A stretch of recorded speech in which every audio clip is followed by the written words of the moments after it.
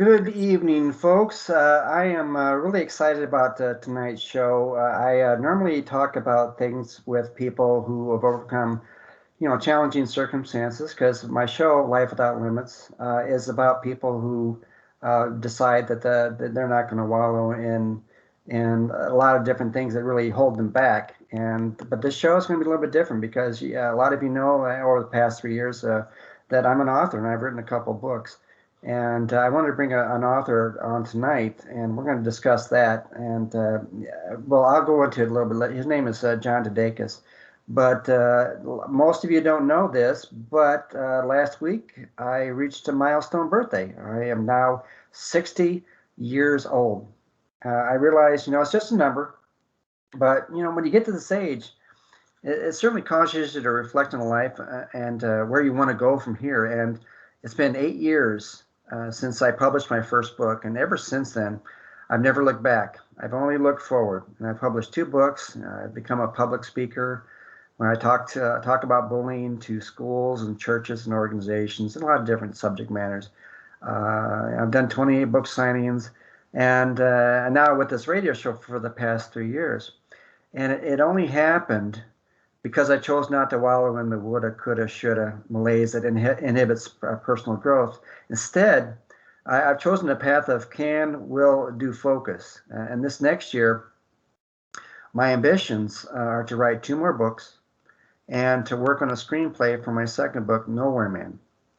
So it's ambitious, but I tell you what, the only way that anything gets done is you got to do it and not wait for something to happen, not worry about, well, I'm 60 years old, I'm just following a path downward. It's not me. I think once you speak it into existence, and I got thousands of listeners now, it's going to be a done deal, and I'm going to do this. So before I bring on my next guest, he's the world-renowned author, John Dedakis. I want to share some insights I recently read about getting older. It kind of ties into about my 60th birthday. And here we go. When one door closes and another door opens, you're probably in prison. To me, drink responsibly means don't spill it. Age 60 might be the new 40, but 9 p.m. is the new midnight. It's the start of a brand new day, and I'm off like a herd of turtles. These are great. The older I get, the earlier it gets late. When I say the other day, I could be referring to any time between yesterday and 15 years ago. I remember being able to get up in the morning without making sound effects. That holds true with me, man. I had my patience tested. I'm negative. If you're sitting in public and a stranger takes a seat next to you, just stare straight ahead and say, "Did you bring the money?" I finally got 8 hours of sleep, but it took me 3 days, so whatever. I run like the winded. I hate when a couple argues in public and I miss the beginning and don't know whose side I'm on. When someone asks what I did over the weekend, I squint and ask, "Why? What did you hear?" When you do squats, are your knees supposed to sound like a goat chewing on aluminum can stuffed with celery? When I ask for directions, please don't use words like east. Don't bother walking in my shoes. That would be boring. So spend 30 seconds in my head. That'll freak you out. Sometimes someone unexpected comes into your life out of nowhere, makes your heart race, and changes you forever. We call those people cops. And the last one is my luck is like a bald guy who just won a comb. So I think John, you and I can relate, right? I plead the fifth. Yeah. I had to bring that up because turning 60, I actually didn't feel any different. I don't know about you, John, because you're a little bit older than I am, but it was something that I felt like, so what? It's a no big deal, right? Well, yes and no. I mean, 40 was okay. 50 is when it was a wake-up call actually 60 was. Everybody I knew growing up who was 60 was old. Yeah. And that was a real moment. And I just turned 71, and I'm thinking, I'm going to live as if I've got another 30 years. I mean, You can't assume that, but I think that if you if you give up, then it's just downhill. But if you've got plans, if you've got your health and your mind, and purpose, then I think that's what it's all about. And truer words are never spoken. Hey, before we get into talking with John, I want to give you an idea what John's all about. He's a former editor on CNN's The Situation Room with Wolf Blitzer, and he's the author of 5 novels in the Lark Chadwick mystery-suspense-thriller series. And his first novel, Fast Track, is drawn from his sister's suicide in 1980 and a fatal car train collision he witnessed as a youngster in 1959. We're going to get to that. And his fourth novel, Bullet in the Chamber, fictionalizes the events surrounding the accidental heroin overdose that killed his youngest son in 2011. And again, we're going to talk about that as well. And he's also a writing coach and a manuscript editor. Did that about cover it, John? That did. You read it just the way I wrote it. Yeah, because that's what writers do, right? So I'm going to find out. Tell us about that latest novel, Fake, and why do you think it's so timely? Fake is I started writing it when Trump was elected president. I did not write it for it to be an anti-Trump polemic, but as a reporter for 45 years, I was troubled by his comments that journalists are the enemies of the American people. And all of my novels are set with journalism as a backdrop. And since all writers are told, write what you know, journalism is what I know. And I know that journalists aren't enemies. And I know that it's a firing offense to make things up. And so what I wanted to do, I write as a woman, and so my protagonist in Fake is a White House correspondent, and she is on the receiving end of fake news, falsehoods that are deliberately planted to undermine her character and her credibility. And so that kind of stuff has consequences. And so I wanted to, in a sense, bring that to life to show a little bit more about the stakes that are in play when we talk about fake news. Yeah, I hear that an awful lot. And I was a journalist for a little bit when I was in my 20s, so I really understand that because you tend to, when I don't know about you, John, you probably understand this more than anybody else. When you go in to make a question, you have a certain slant, right? Where you want to go with the question, or you're trying to get an answer based on what you think it's supposed to be. Well, when you say slant, I just want to make sure we're on the same page because slant can imply bias. Right. And in essence, what a reporter tries to do is to get the facts. Right. You're trying to find out what the truth is. And of course, truth is, there's the capital T truth, what's it all about? Yeah. But there's the small t truths that are the pieces, the tiles of the mosaic that make up the bigger picture. And so, generally speaking, whatever the story is, you want to find out the who, where, what, when, why, and how of it all. So that's the slant, is to find out what's the truth. Exactly. You're right.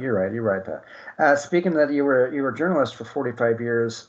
Let's talk about your stint as a White House correspondent for the 7 years you're with Wolf Blitzers as an editor for CNN. How has that evolved over the years? How has what evolved? Journalism? Journalism, yeah. Well, when I first started, it was in the late 60s. So Nixon was president. We were using film. They didn't have videotape, at least not in the field. And of course, now we have cell phones, we have the internet. We can go live. I mean, it's the technology has made it possible to really be able to get information that was much harder to get in the old days. Probably the biggest challenge is that anybody who's got a cell phone is a publisher, and so. But no editor is sitting on their shoulder going, "Where'd you get that? Yeah. How do you know that's true?" Mm-hmm. And so we are just inundated with all kinds of information, and the question is, how reliable is it? Mm-hmm. So it means as a journalist, you've got to be all the more careful about information and what's what's credible and what's not. What was it like working with Wolf Blitzer? I've always wondered about that. I like him. Yeah, well, as well you should, because Yeah. Wolf is a very, he's a straight ahead, just the facts, ma'am journalist. He's a lot funnier off camera than he is on camera. Yeah. I think he's kind of a shy person, but he's very knowledgeable. As far as I know, he does not vote because he doesn't want his opinion to even subconsciously skew his coverage. Hmm. More than anything, he's concerned about accuracy. And I've seen him interrupt someone mid-spin in order to correct the record, no matter which side of the political fence they're on. So was just a great person to work with. He really cared about his staff. And interestingly, journalism, especially broadcast journalism, and especially the Situation Room, it thrived on the last minute changes. And he was so amazing in being able to just turn on a dime when things go in a new and unexpected direction. He's not a diva. He just rolls with it and follows his curiosity. He's a master. So you ended up, leaving that field and decided to become a novelist. Why did you decide to do that?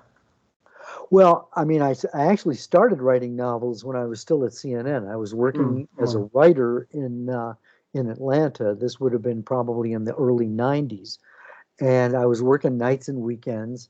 And one of the editors I worked with said, "Have you ever thought about becoming a copy editor?"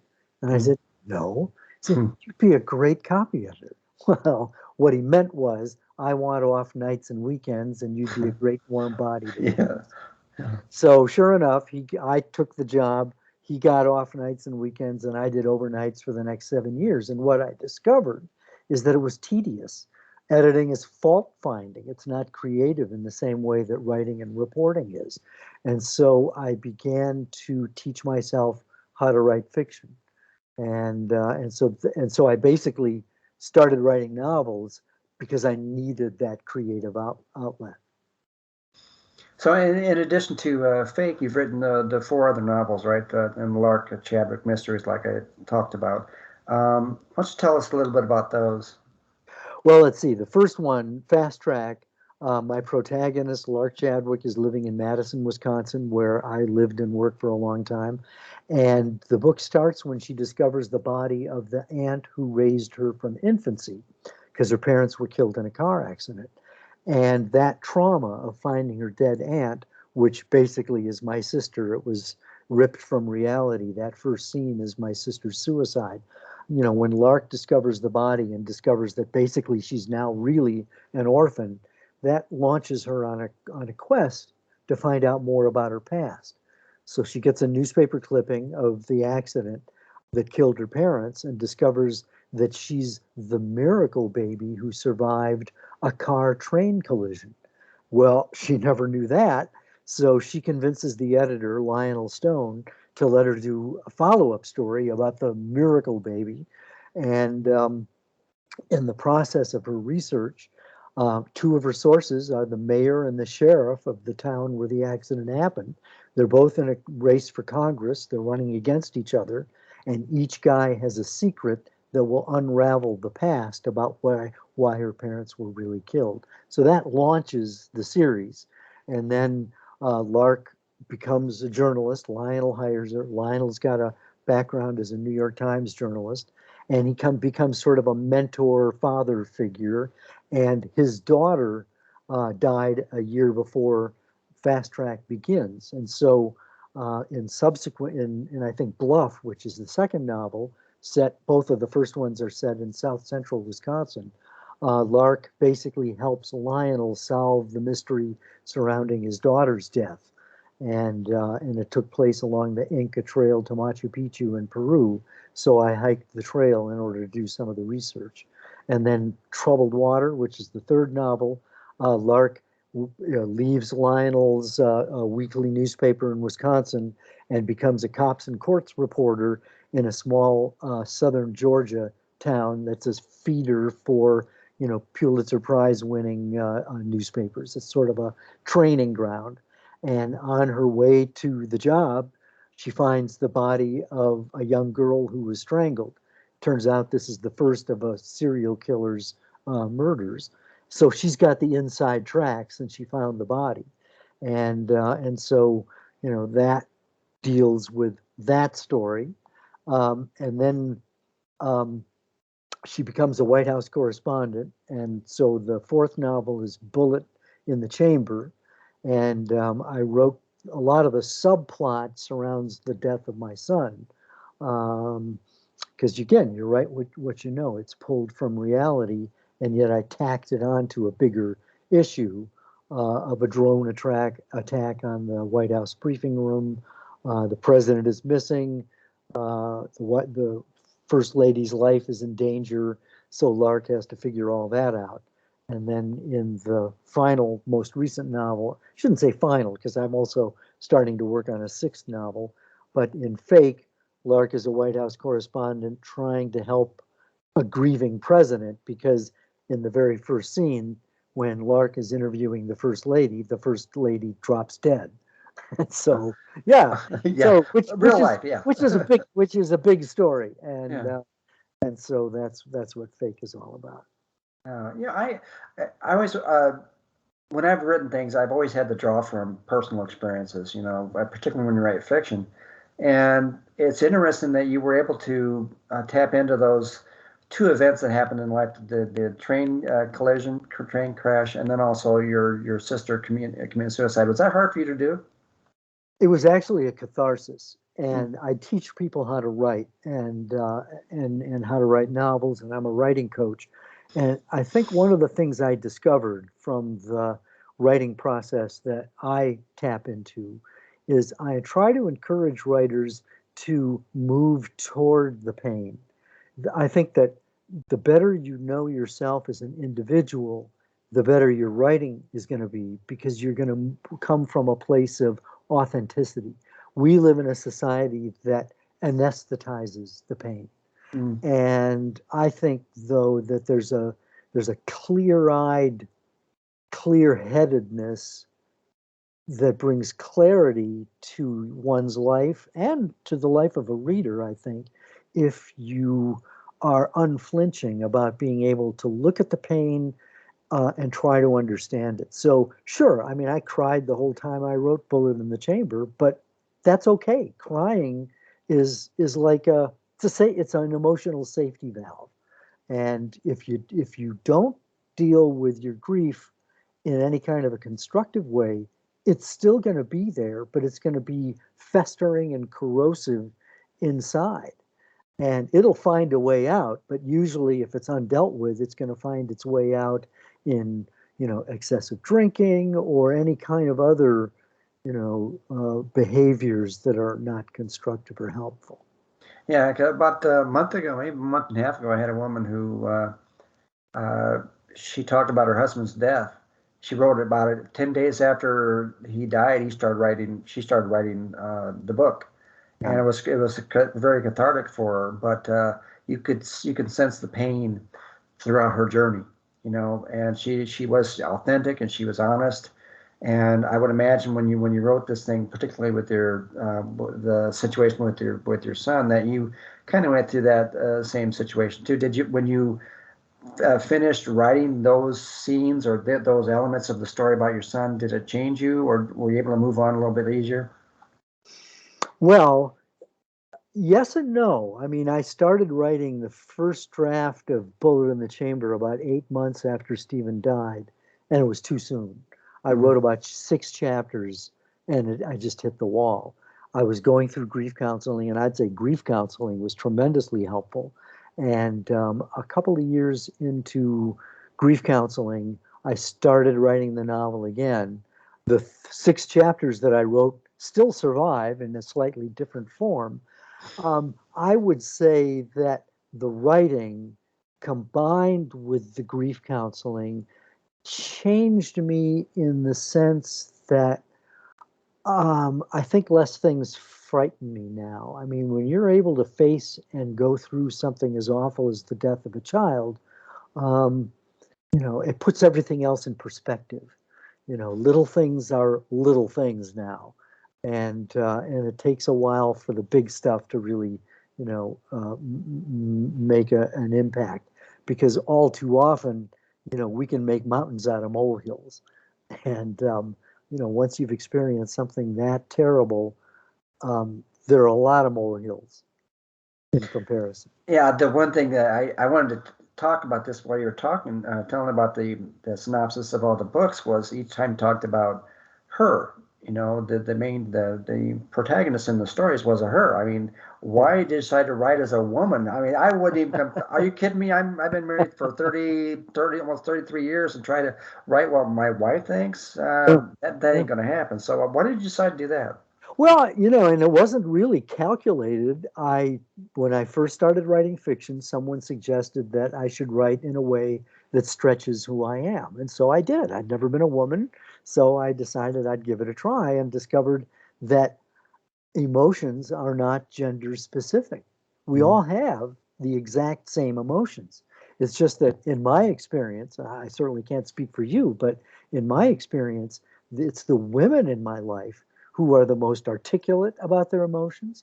They have the most varied emotional palettes to draw from in order to express themselves. And so I just found that women are tremendously interesting. And so at CNN, I was at CNN 25 years. So that's 25 years worth of friendships with women who are interns, mostly in their early to mid 20s. And I would just pump them for information about their jobs and their boyfriends and their careers and their parents and their families. And then I'd listen to their stories. I mean, I can remember asking someone, a gorgeous woman, I said, what's it like for guys to be coming on to you all the time? Mm-hmm. And this woman said, she said, in 20 seconds, I can tell A, if I'm interested, and B, if it's safe. And it's going, I mean, you and I don't have to worry about being safe in a conversation with a woman, but that was a real light bulb moment, because women have to be careful because they're targeted. Mm-hmm. And so that was a real insight into the psyche of what it's like to be a woman. And then, of course, I have beta readers, women who, will take my stories for a spin and tell me what's working and what's not. And what kind of reaction did you get from the women? Well, my agent is a woman.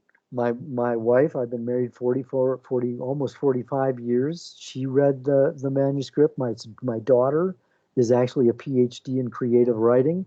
Mm-hmm. She read the manuscript. And sure, I mean, they tell me what's not working, but um, when you cultivate relationships with people of the other sex and you listen, then you start to understand what it is that it's like for them to think. So, I get a lot of women who tell me that they understand. There was one woman in particular, a woman who was um, going to be one of my book reviewers. I mean, I did not, she just my publicist found her, and so I didn't know her, and it was she reviewed Troubled Water, and she said, when I first found out that this was a guy writing as a woman, I couldn't wait to, show him how wrong he got it. She Yeah. said after the fifth page, I forgot he was a guy. Huh. So that was Good save. Good that save. that was really encouraging. Yeah. Hey, that might just change my whole prospect of what I want to do with the books. Now, what would you say to the person listening right now who feels that he or they're interested in a story to tell, but they're kind of confused about how to get started? How would you just suggest they do it? Well, I would say at first it depends on if you have a drive and a desire and a passion for writing or communicating. Um, that's job one. I mean, if you don't really care, then you're going to be wasting your time, because writing is it's hard, because it requires a lot of stamina, a lot of patience, a lot of loneliness. Mm-hmm. So that's part of it. Um, if on the and so if let's say that you have the passion and the desire, I would say write. Um, and sometimes just writing exercises can be a way of determining what it is you want to write about. I encourage people to take writing classes. Um, writersdigest.com is a tremendous resource for information about, the craft of writing, the business of writing. They sponsor writing conferences. They have a monthly magazine. Hmm. It's a tremendous resource that's available to help you teach yourself the trade. Yeah, I'd have to echo that because I do get the subscription to Writer's Digest, and I have learned so much, Yeah. and I always look forward to it. It's just like the Steve Martin uh, movie, The Jerk. He says the new phone book's here, the new phone book's here. And when I get the Writer's Digest, I don't say it that way, but it's kind of the same feeling. Yes, yeah. Now, the biggest obstacle you think that people face when they want to write a book? I think self-doubt. Hmm. Any creative person is never good enough. They always, it's, I think, a sort of an occupational hazard of, you compare yourself to someone else and you find that you come up short. And that's discouraging, and it's easy to talk yourself into quitting. And the way I try to get around that is, there are plenty of people who are better writers than I am. So I try to learn from them and emulate. I try to do what I like, what I appreciate them doing. If I can't do it, I try to figure out how do they do it? What are they doing that works? And then try to incorporate that into my bag of tricks. So instead of being intimidated, be inspired by the people who are better than you. Yeah, because when I read books, I probably you should try to do the same thing. Is I read it as a tool, not just although focus on the story that they're talking about. It says, okay, that's a nice twist how they do this. Right. And I think that when someone has the idea they want to write a book, and when they start reading someone else's other book, think of it that way. Think how well they do something. How they move the story along, how they have the transition, everything that you need to hone your craft. I think that's really a good way to do that. Absolutely. Did you ever have any problem with writer's block in all the books that you've had? Not really. And I think it goes back to my days when I was still a radio reporter. And I was working at a WTSO radio in Madison, Wisconsin, country music station, and we had hourly newscasts. And the station was in a cornfield, and I can remember I was struggling because it was just so hard. It had to be just right, and of course that took forever. And of course, on deadline, you can't do that. Yeah. And so I remember going out, it was at night, and I went out into the cornfield and I got down on my knees, Tom, and I prayed. And my prayer was, help me to write well and fast. And of course, the irony is, it's like I was telling God, let's get that answer. Come on, dude. Yeah. And, Yeah. and really, I needed an editor for my prayer, because what I really wanted was not only to write clearly, but to be able to write it fast. Mhm. And I went back in and I was able to bang out a newscast, and I never really looked back after that. I mean, there are times when you kind of look at that blank screen and it stares back at you, but it doesn't take long for me to, get on the stick and get something down, because um, I find, and maybe you found this to be true as well, when your fingers are moving, you're thinking onto the page, Yep. and so then you can get some traction, because once you've got something that's down there, you can go back and rewrite it and make it better. It's going to suck the first time, Oh generally yeah. speaking, but just get over yourself, because really writing block is writer's block is fear. Hmm. It's fear of not getting it right, being a failure, not being perfect, all those kinds of things.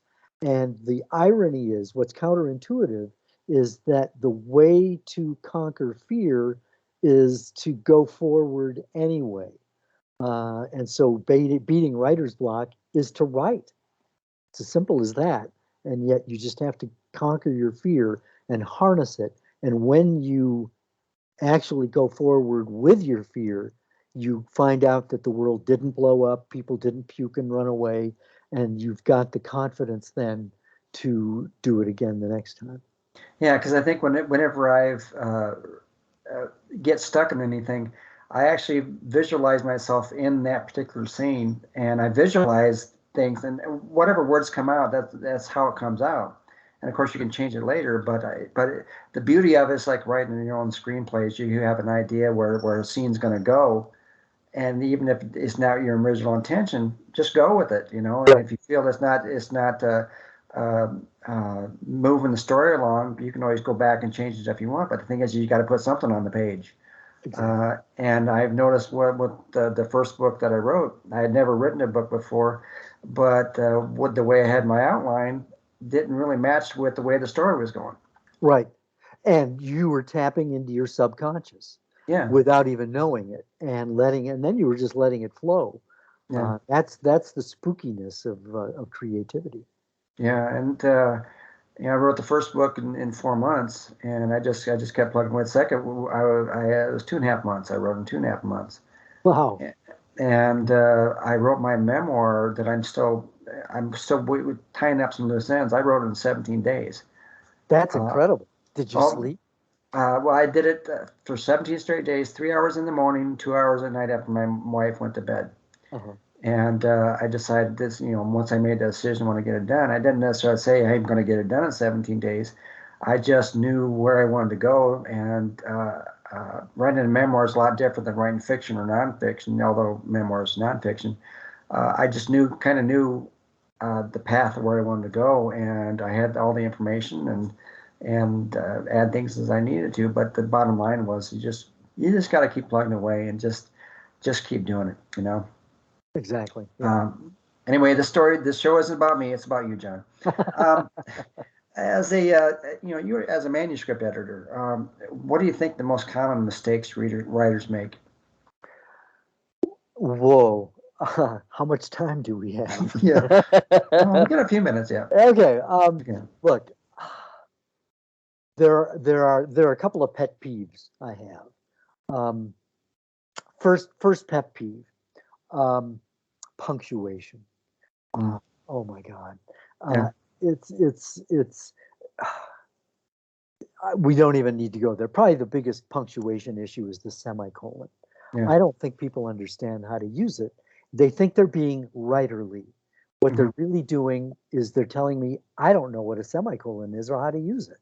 And my hunch, my suggestion is, if you don't know how to use a semicolon and you don't normally use one, just use a period or a comma and you're gonna be fine. Yeah. I find that people have these big blocks of writing. You need to keep your paragraphs tight because it breaks the page breathe. Because then when a reader turns the page and there's a lot of white space on it, that's encouraging. It's not daunting. Yeah. And so if you keep your paragraphs short, you'll keep the reader happy. Those are probably two pet peeves. I'll stop there. Yeah, I've edited some books, and they decided that instead of the exclamation point far outweighed periods. It's like you're being shouted at all the time. I know. And it just kind of blew me away. But the story was good, but I mean it was just kind of overdone. What about you've written your books, and I know what it's like being out there trying to promote yourself. It's maddening, right? Yeah. Because it's like, how do you get past being shy about wanting to promote yourself? Well, I mean, part of it is you just have to, take those first terrifying steps. And I think, though, that it's possible to market yourself in a way that is still right for you, that's suited for your own personality. And of course, one of the nice things is that with the internet, if you're a shy or an introverted person, it's not as daunting because it's you and your computer, basically. It's a lot scarier to be at a book signing or something like that. Yeah. But there are so many ways to connect with other people. In fact, really, I think psychologically, if you approach it that way, instead of I'm going to sell books, instead approach it as the same mindset you had when you started to write. Why did you write your book in the first place? Hmm. To connect with someone. Yeah. Well, that's what marketing is. It's just making that connection. And there are a gazillion ways to make connections with other people. And it's not like you have to sell them. You just have to tell them that you've written a book and then let it take its course from there. Yeah, it's challenging because I had, I'm not gonna say who it was, but they said that I was just out there just doing it for the fame, and and that's not what we do as writers. We don't do it just for the fame, although if it happens, it happens. But we do it for the right reasons, and if you get a good message in the book, that's the whole idea. But for you, did you with your books, did you go to the traditional route, or did you go through the self-publishing route? I self-publishing was always in my back pocket as a possibility, Yeah. but the way I approached it was traditionally. I really sought an agent because I figured that, if I get impatient and prematurely get my book out there just because, I want to have a book out there, it may not be as good. I wanted to find someone who wasn't related to me, who really felt that my writing was good enough that they would make money on it. Hmm. And so that was the mindset I had. And so I sought an agent. The agent I've had for 15 years. She's the 39th agent I queried, and it took 10 years to find her. But Wow. and the manuscript went through 14 major revisions, but I got better as a writer.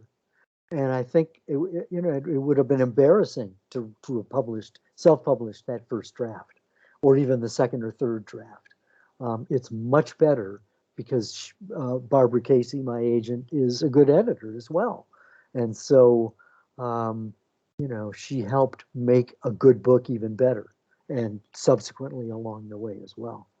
Yeah, I would imagine that the biggest thing is I've seen some books out there that that it was self-published because of the lack of quality of whatever's in the book, and you could see that. So how did you? Because you hear a lot of these uh, successful authors out there that were got rejection letter after rejection letter after rejection letter, and but they still kept going. How did you keep going when you were going through that? I never got tired of the story. The story continued to be engaging to me, and I had enough encouragement along the way that helped me have the confidence to know that eventually something would happen.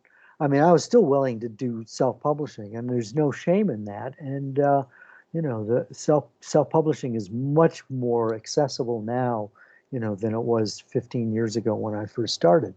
Um, but I think there was the passion, there was the feeling that it was a good story, there was the encouragement that I got that it resonated with people, and so that was enough to keep me going forward. So what were the names of the books again? Fast Track is my baby, that's the first one. Bluff is the second one. Troubled Water is the third. Bullet in the Chamber is the fourth, and Fake is the fifth. I can't read I can't wait to read Fake. Thank you. And this next one you're working on, I got to find out how the first lady passed away. You'll find that out in Fake. Oh, all good. Okay, all right. How's your life changed since you first got published? You know, doors opened that I didn't even know existed. I mean, I edit people's I mean, I would go to writers' conferences and someone would hand me their 100,000 word tome and say, just give it a quick read and tell me what Yeah, you think. Well, dude, there is no such thing as a quick read. yeah. And so I learned quickly how to monetize that. So sure, I edit people's manuscripts, but time is money, and amazingly, people are willing to pay me to help them write books. People put me on a retainer as a one-on-one coach. These are things that never would have happened had I not become a published author. Um, I've met so many people, made so many interesting friends, had so many wonderful conversations with people.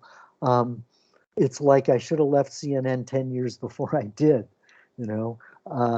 So, I mean, my life is full and purposeful and meaningful. And in many ways, it's because I became a published novelist. I bet your Wolf misses you, huh? Nah, Wolf's going to be fine. He'd go, John, who? No, it's he, Yeah, I know that. How has it changed? How has the publishing industry changed? Does it make you more or less hopeful? well, I mean, I'm hopeful because the publishing industry has changed in that it's much more accessible now to people. In addition to the traditional approach, there are independent publishers that you can approach without an agent, and so that gets rid of the middleman. And then of course there's self-publishing as well. So there, if you have a desire to write and a story to tell, one way or the other, it's going to get out there. Um, Probably though, another way it's changed is that no longer are there agents who are going to hold your hand and make your career into something. You already have to come to the table as a professional, and having done your homework about what the business is all about. So it's very competitive. I mean, there's something like 80,000 books a day that are published. I mean, it's just crazy. I mean, that's probably an exaggeration, but not much, which Yeah. means that in order to break out, and you mentioned being famous. I mean, I think fame is sort of a curse, quite frankly, because you're no longer your own person anymore. Everybody wants a piece of you, and thank God I'm not famous. I'm well known in some circles, but there's a certain challenge at the same time to be able to say this is who I am and this is my book, and realize that there's so many people out there who have no idea who you are. So that's kind of refreshing at the same time. I would imagine, though, because I've heard so many authors who've published a widely successful book, and then they come out with the second book that's not as successful, and they're just shell shocked. How do you avoid getting in that trap? Oh man, it can really be a trap. I think I think part of it is that as much as I know how to write on deadline, and I've got friends who are at publishing houses where they've got to crank out a book every 9 months. I mean, man, that would be like writing with a gun at your head. Yeah. So that means that I take my time with a book. Um, and so, I mean, Fake or Fast Track came out, or I'm sorry, Fake came out about 2 years ago. And I still haven't really started to write the first draft of the next novel. I'm writing a memoir now, so Mhm. that's sort of where my time is. But I don't rush it. I take my time, and my agent says, I don't want to see your next novel until it's as good as you can make it.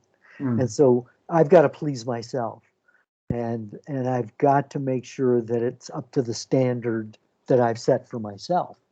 And so you're never going to please everybody. And so I really write for an audience of one, Exactly. myself, and then my agent. And between us, if it's good enough, that's good enough for me. I think people get caught up into, again, we talked about this, you talked about earlier about what's your why? Why do you want to write the book in the first place? And and you shouldn't be writing the entire book that way, because it's like then you forget exactly the reason why you're doing this, because you get caught up as, well, who's going to read this book? Is it going to be successful? How many books am I going to sell? All that crap that goes through your mind all the time. You forget Yeah. you're writing for you, Yeah, and it changes your whole dynamic of how you're doing it. absolutely. Writing is its own reward. I totally agree. Um, so the thing you're working on now, you said it's your memoir now. I'm writing a memoir. You have to be old to write memoirs. Yeah. Come on now. So okay, so I'm 60 now, so I guess I qualify, right? Well, I'm more qualified than you Yeah. are.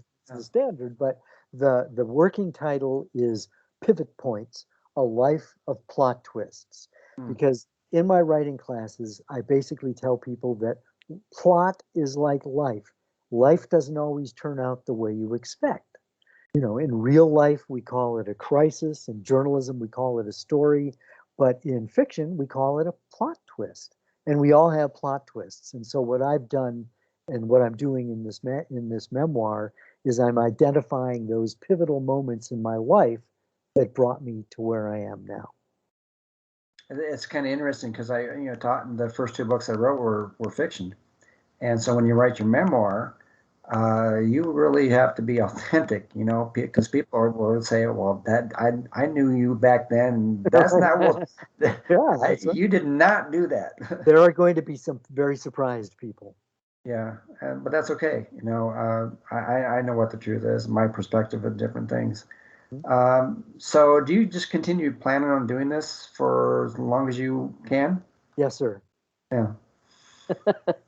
Absolutely. I mean, that's what's fun about it. I mean, I think we talked about marketing, and quite frankly, my New Year's resolution is to do less marketing because, as you probably know, marketing can be a time suck.